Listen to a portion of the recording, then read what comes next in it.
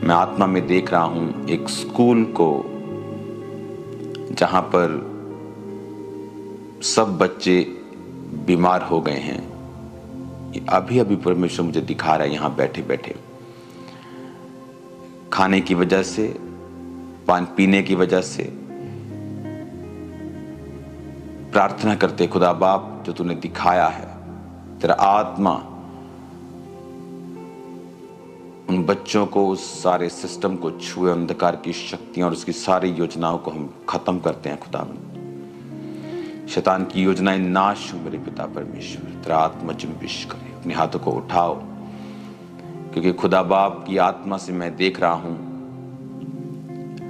पानी की भयंकर कमी को अपने देश में, इंडिया में भयंकर कमी। यहां तक कि जो पहाड़ी इलाके हैं वहां पर भी अजीब अजीब किस्म की चीजें हो रही हैं। अपने हाथों को उठा और प्रार्थना करते हैं मेरे पिता, तू ही हमें पीने और खाने के लिए देने वाला परमेश्वर है। तो अपनी मुट्ठी खोल कर हमें रजाता है, बाइबल कहती है, तृप्त करता है खुदा बाप।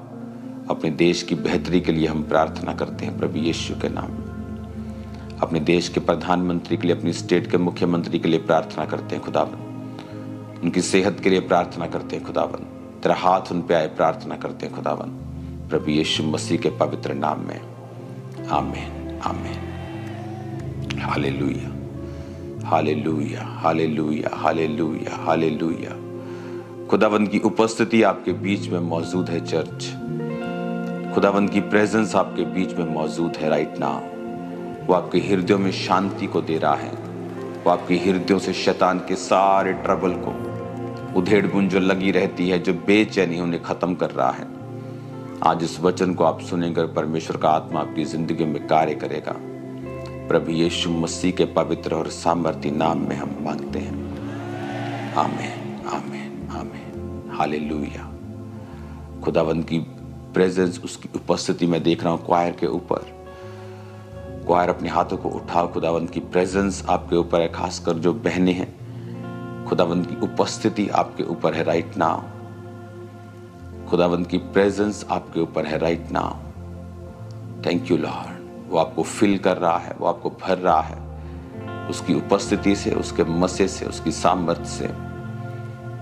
इन जीसस नेम। अपने हाथों को उठाओ। जो लोग चेयर्स पे हैं राइट हैंड साइड में, खुदावन की स्पिरिट को देख रहा हूं आपकी लाइफ के ऊपर बड़े कार्य करते हुए। एक सिस्टर को मैं देख रहा हूं, परमेश्वर का आत्मा आपको छू रहा है राइट नाउ। आपको गठिया है और आप येलो कलर के सूट बहुत डालती हैं और आपको गठिया है आपको, और ये लंबे समय से है। परमेश्वर का आत्मा आपको छू रहा है और चंगा कर रहा है right now. Be healed in Jesus name, be healed in Jesus name, be healed in Jesus name. खुदावंद की स्पिरिट आपके ऊपर आ रही है राइट नाउ। माइग्रेन को मैं देखता हूं जाते हुए, एक भाई के ऊपर से देख रहा हूं माइग्रेन को जाते हुए। ये इसको मेंटली डिस्टर्ब कर रहा है। बहुत से नेगेटिविटी तेरे दिमाग में आती है, कैंसर की, बीपी की, अटैक की, स्ट्रोक की। परमेश्वर का आत्मा तुझे टच कर रहा है और हील कर रहा है। तेरी उम्र खुदा के हाथ में है, डोंट वरी।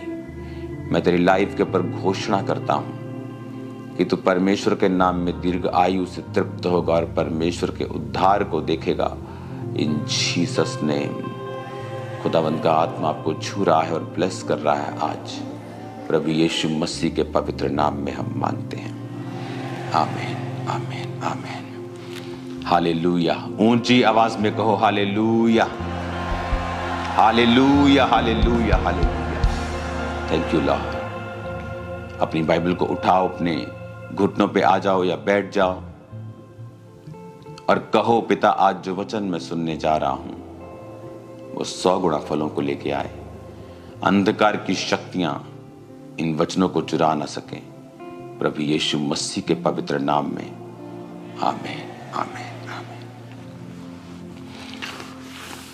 एक हाथ को उठाकर फिर से कहो, आज जो कुछ मैं सुनूंगा, मैं वायदा करता हूं, मैं इसे मानूंगा और मैं इसका प्रचार करूंगा। और मैं अपने परिवार में भी ये देखूंगा कि वो लोग भी इस वचन को फॉलो करें। इन जीसस नेम, आमीन। तारीफ करो जोर से, जोर से, जोर से, जोर से। स्वागत है खुदावंद की प्रेजेंस में। मैं आपसे बहुत हजारों किलोमीटर दूर हूं और 2-3 दिन में फिर मेरी फ्लाइट है। जल्दी मैं आपके बीच में हूँगा, लेकिन स्पिरिट में मैं आपको देख रहा हूं। मैं आपके बिल्कुल पास हूं। सब कुछ परमेश्वर का आत्मा आपके बीच में कर रहा है। आज जो मैसेज खुदावंद ने मुझे दिया है आप लोगों के लिए, अगर आप उसे समझ जाएंगे तो लाइफ स्ट्रगल नहीं रहेगी। Life is not a struggle, life is a blessing, life is a gift. जो परमेश्वर ने दिया है वो स्ट्रगल कैसे हो सकता है? लेकिन वचन ये कहता है, इमेजिन करो आदम जब बनाया गया और जब वो पाप में गिरा तो फिर भी वो 900 साल से ऊपर जिया। 930 साल, 969 साल सबसे ज्यादा आदमी वो जिया। मतुशले, हनोक, अगर आप इस पीढ़ी को आप देखेंगे तो सबसे ज्यादा ये जिए। इमेजिन करो पाप करने के बाद भी वो 1000 साल के करीब जीते थे। तो सोचो अगर वो पाप नहीं करते, वो कितने हजारों साल परमेश्वर ने उनको चलने के लिए बनाया था।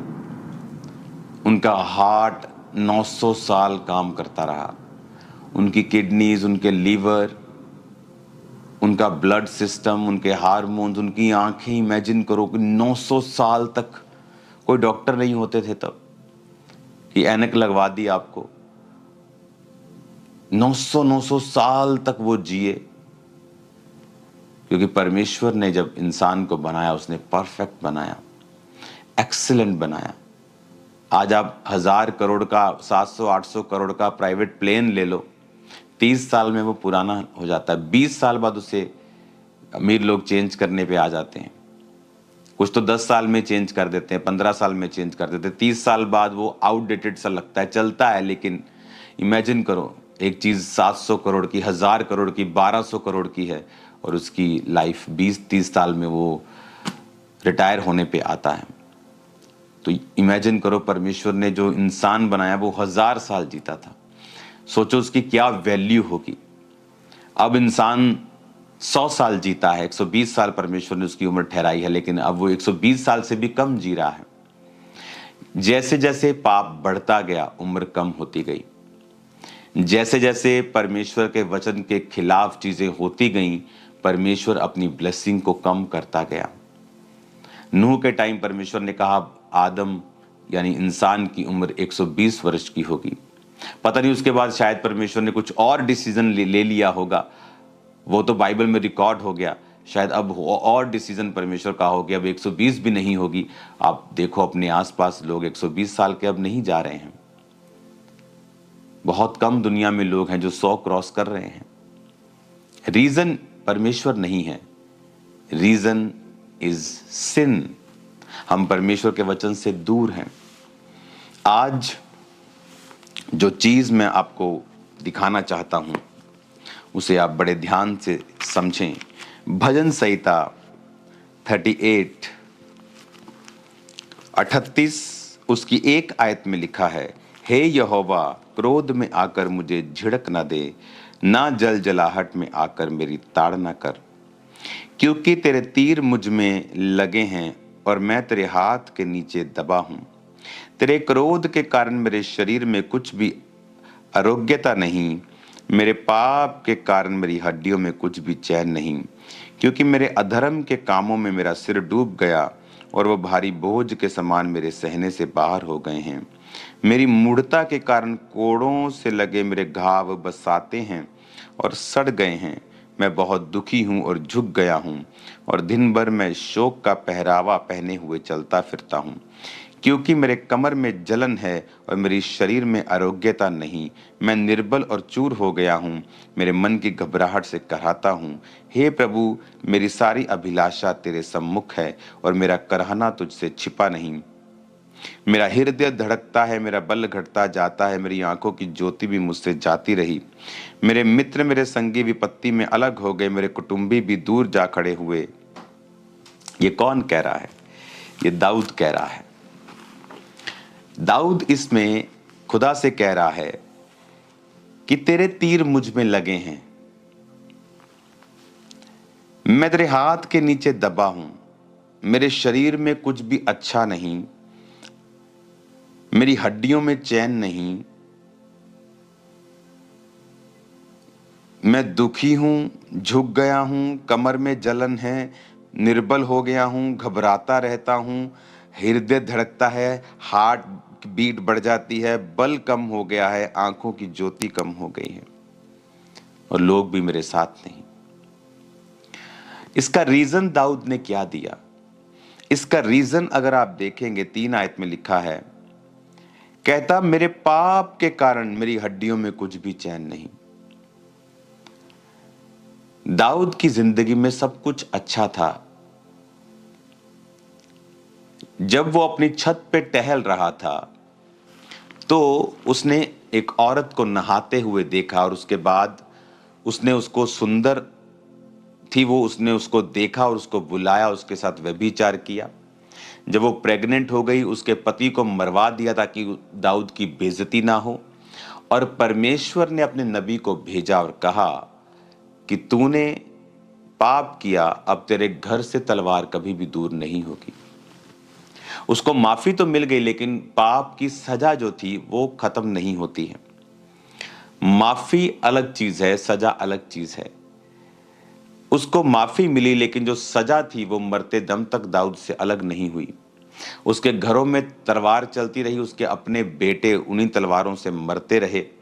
दाऊद को वो राज्य छोड़कर भागना पड़ा नंगे पांव, जैसा पहले भागता था वो पहाड़ों पर राजा बनने के बाद भी वो उसी कंडीशन पे आ गया।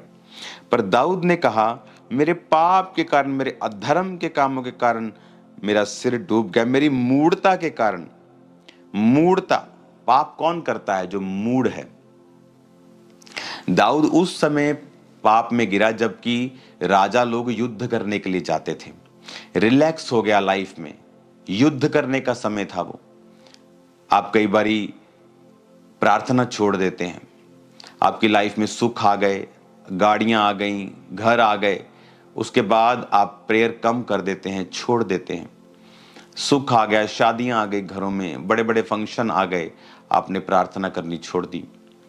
और उसी समय जब आप प्रेयर करना छोड़ देते हैं, शैतान उस समय का फायदा उठाता है, क्योंकि आपकी स्पिरिचुअल लाइफ में जो परिपक्वता है या आपकी स्पिरिचुअल लाइफ में जो, जैसे दाऊद की जिंदगी में वो फाइट के लिए नहीं गया, एक रिलैक्सेशन मोड में चला गया।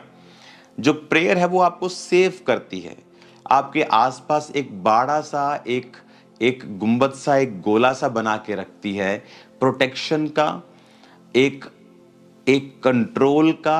आप कंट्रोल कर सकते हैं अपनी लाइफ में, एक प्रोटेक्शन का कि शैतान आपकी जिंदगी में काम नहीं करता। लेकिन जब आप प्रार्थना को छोड़ते हैं और प्रभु की प्रेजेंस में जाना छोड़ देते हैं, तब शैतान आपको आपके इमोशंस से चलाना स्टार्ट करता है। देन आप वर्ड ऑफ गॉड से नहीं चलते हैं। आप देखते हैं अच्छा सुंदर है, अच्छा पैसा, अच्छा ओके, आप फिर इमोशंस से चलना स्टार्ट करते हैं। और जब आप इमोशंस से चलना स्टार्ट करते हैं, जब आप शरीर से चलना स्टार्ट करते हैं, फीलिंग से चलना स्टार्ट करते हैं, भावनाओं से चलना स्टार्ट करते हैं, वो समय होता है कि जब आप गिरावट की ओर चले जाते हैं। जिस तरह नियोमी और उसका पति, जब उसे देखा खाना नहीं है यहाँ खुदा के घर में बैतलहम में, तो वो मोआब की तरफ गए जहां जाना सही नहीं था, क्योंकि वो लोग खुदा से दूर थे। Emotions, feelings. तब आप बाय फेथ नहीं चलते कि नहीं मैं अपने परमेश्वर के प्रेजेंस में रहूंगा, वो खाना दे चाहे ना दे, अगर उसने मुझे बनाया है वो मेरी सप्लाई भी करेगा। लेकिन जब आप फीलिंग से चलते हैं, डर से चलते हैं, घबराहट से चलना स्टार्ट करते हैं, तब शैतान आपकी लाइफ में एंट्री करता है। क्या कहता वो 7 आयत में, कहता मेरी कमर में जलन, शरीर में आरोग्यता नहीं, निर्बल हो गया हूं, चूर हो गया हूं, घबराता रहता हूं।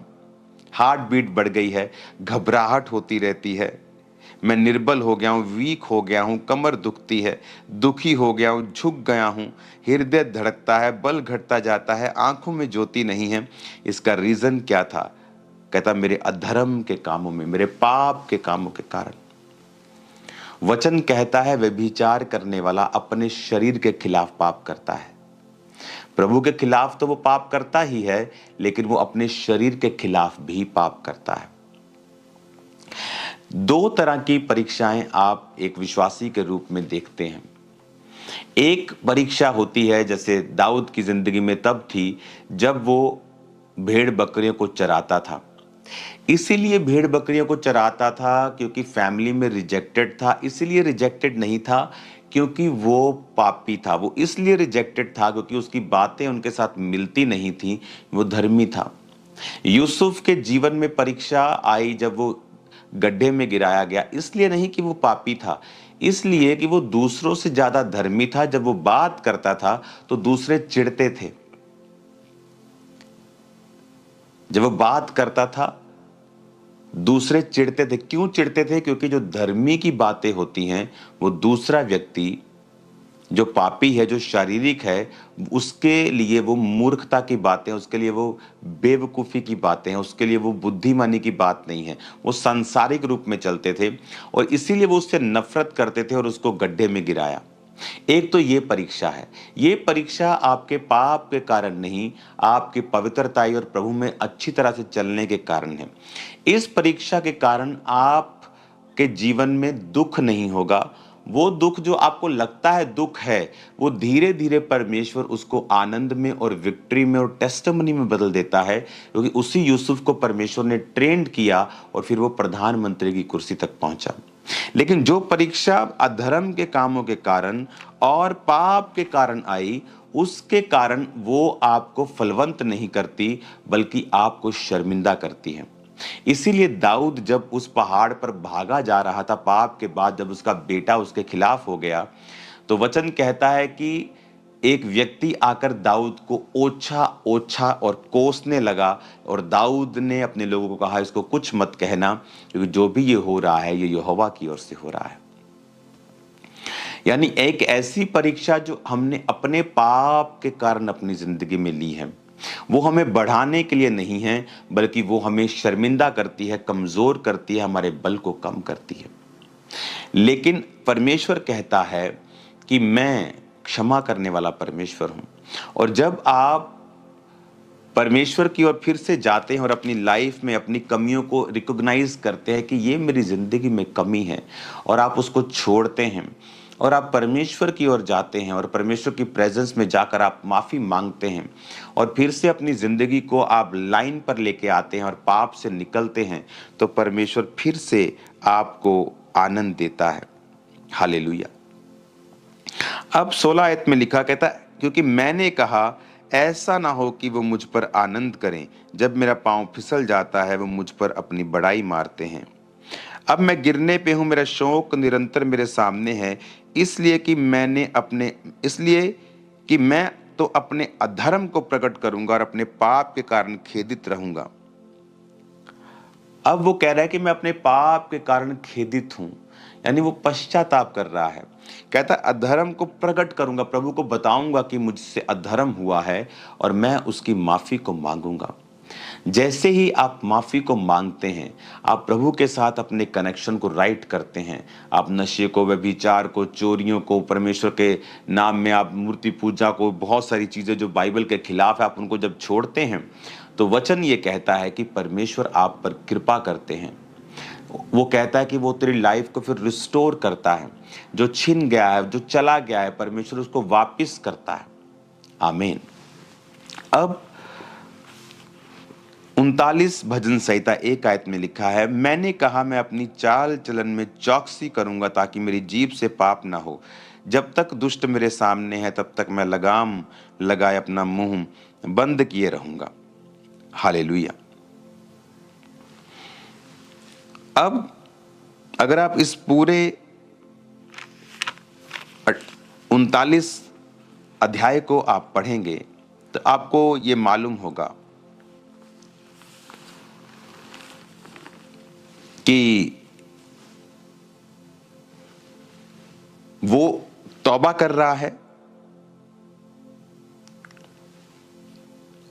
साथ साथ उसके दिल में एक पछतावा भी है।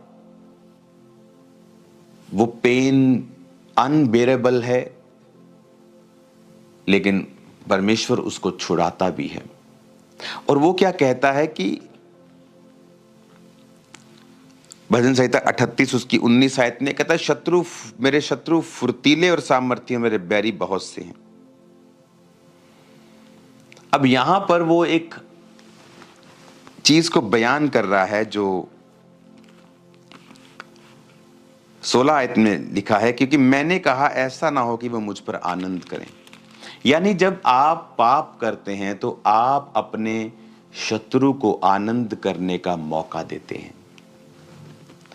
जब आप पाप करते हैं तो आपका शत्रु ये सोचता है कि उसने आप पर अटैक किया और वो कामयाब हो गया। पर वचन कहता है कि शत्रु कभी भी क्रिश्चियन व्यक्ति पर कामयाब नहीं होता। वो आएगा और शर्मिंदा होकर जाएगा। आपने देखा है ये होते हुए, एक बार नहीं खामरा चर्च, थाउजेंड्स टाइम, सैकड़ों के सैकड़ों बार आपने देखा है चर्च में पूरा होते हुए। शत्रु उठा, आया, शर्मिंदा हुआ, 7 दिशाओं से भागा, फिर खड़ा हुआ, फिर शर्मिंदा हुआ। क्यों? क्योंकि कोई भी अटैक आप पर नहीं चलता जब तक आप अपने अधर्म और अपने पाप के कारण शत्रु को मौका ना दें।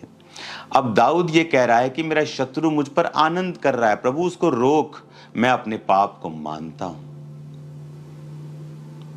लेकिन अब उसे ये प्रार्थना करने की भी जरूरत नहीं पड़ती अगर वो इस पाप में ना फंसता तो, क्योंकि वचन कहता है कि तुम्हारे कारण अन्य जातियों में मेरे नाम की निंदा की जाती है। कि जब तुम पाप करते हो और तुम्हारे जीवन में शैतान अटैक करता है, फिर लोग परमेश्वर को जज करने लगते हैं। वो ये नहीं देखते कि इस व्यक्ति ने पाप किया है, वो परमेश्वर को जज करने लगते हैं, वो पूरी कौम को जज करने लगते हैं।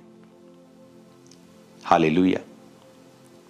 आज मैं चाहता हूं कि आप एक 1.5 मिनट की वीडियो को देखो, जहां एक जगह पर मैं था और सामने बहुत सारे पहाड़ थे।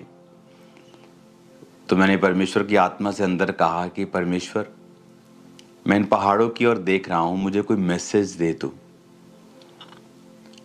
मैं इन पहाड़ों की ओर देख रहा हूं, मुझे तू क्या कहना चाहता है। सडनली परमेश्वर की आत्मा ने मुझसे बात की। पहले आप वो वीडियो को देखो।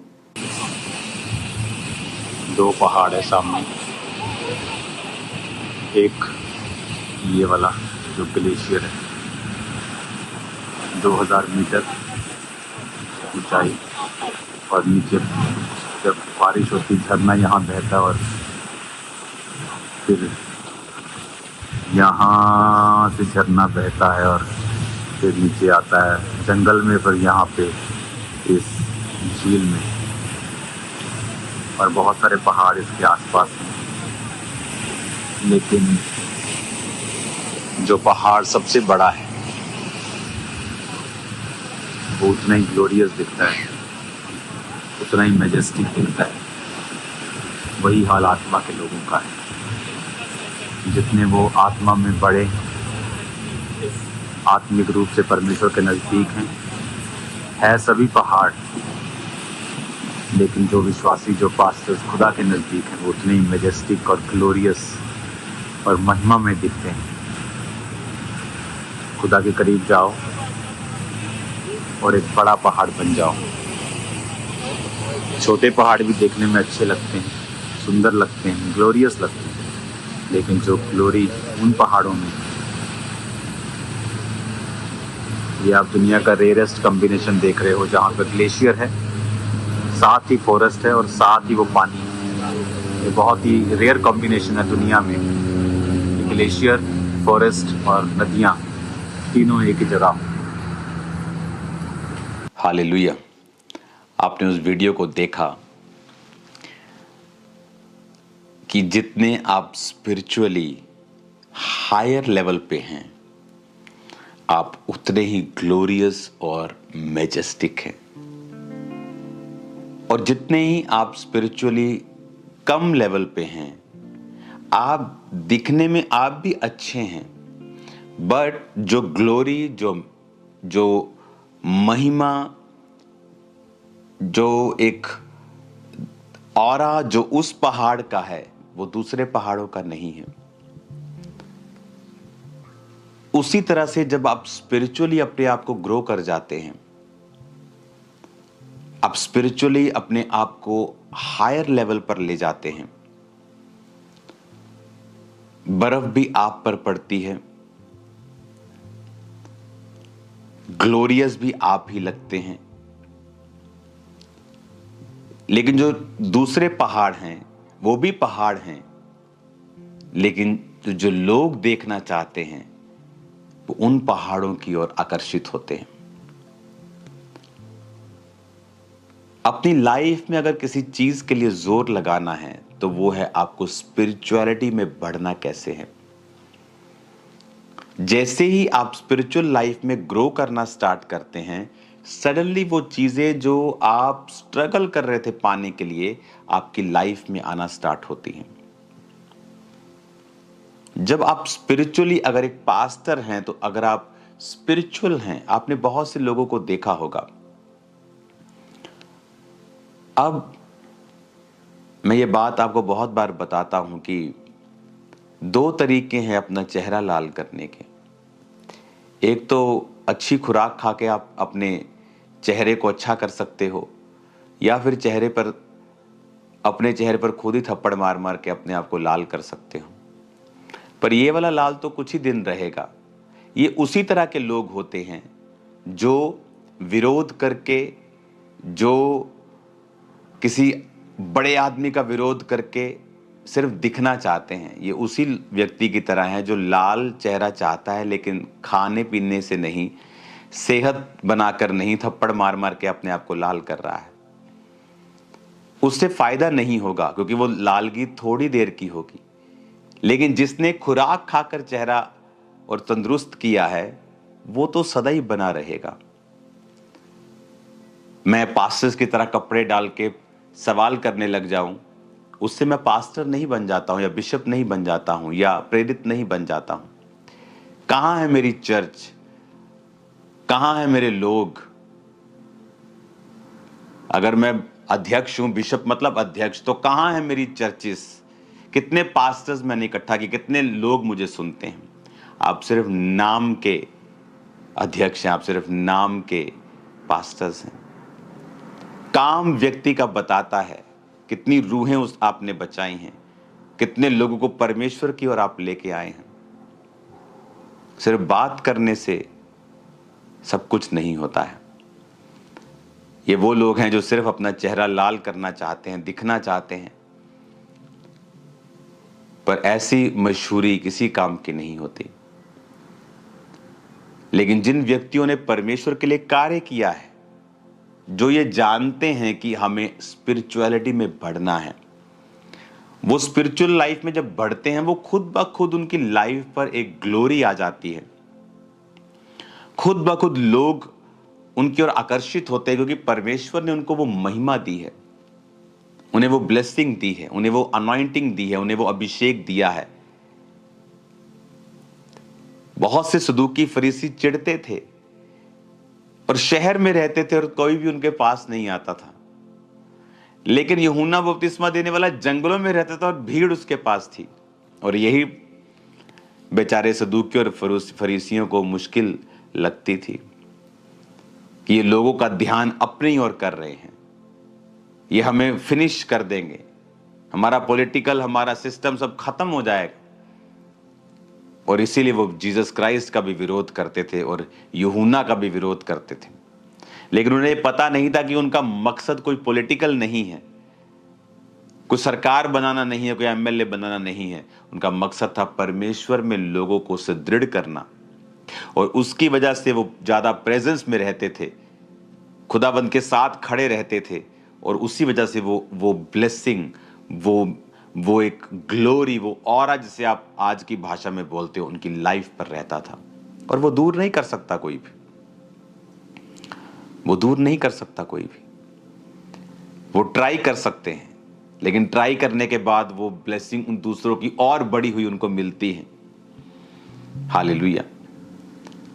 अगर आपको कुछ अपनी लाइफ में करना है तो अपनी स्पिरिचुअल स्टैंडर्ड्स को बढ़ाएं। अगर आप झूठ नहीं बोलते लेकिन छोटी बातों में बोलते हैं, उसे भी बंद कर दें। आप व्यभिचार में नहीं, लेकिन आंखों से अभी भी आप कुछ गलत देखते हैं, उसे भी बंद कर दें।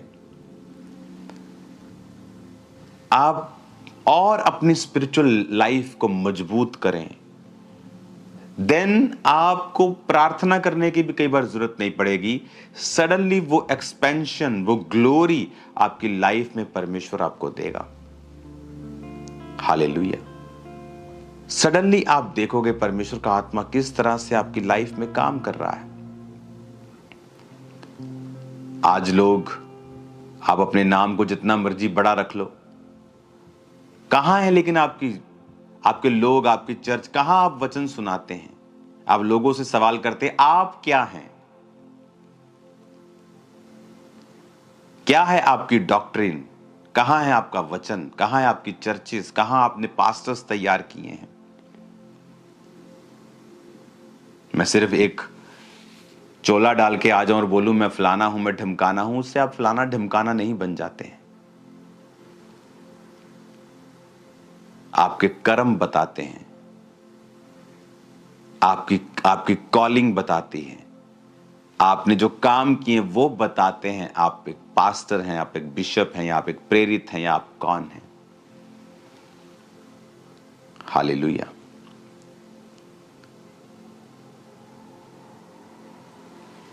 कलीसिया को एक ही बात पर ध्यान देना है कि आपको स्पिरिचुअल लाइफ में ग्रो करना है। जैसे आप स्पिरिचुअल लाइफ में ग्रो करेंगे, सडनली थिंग्स चेंज होंगी। आम पहाड़ का माहौल और एक ऊंचे पहाड़ का माहौल अगर आप जाकर देखेंगे, दोनों में आपको बहुत फर्क दिखेगा। और वही एक व्यक्ति की स्पिरिचुअल लाइफ है। वो किस लेवल पर है, वो सारा माहौल ही चेंज हो जाएगा जब आप हायर लेवल के ऊपर जाएंगे। गैर भाषा बोलें, फालतू की निंदाओं से, चुगलियों से दूर रहें, अपने काम से मतलब रखें, रूहों को बचाएं, पाप से दूर रहें। सडनली आप देखोगे एक बड़े काम को अपनी लाइफ में होते हुए। अपने हाथों को उठाओ, मेरे साथ एक मन हो जाओ।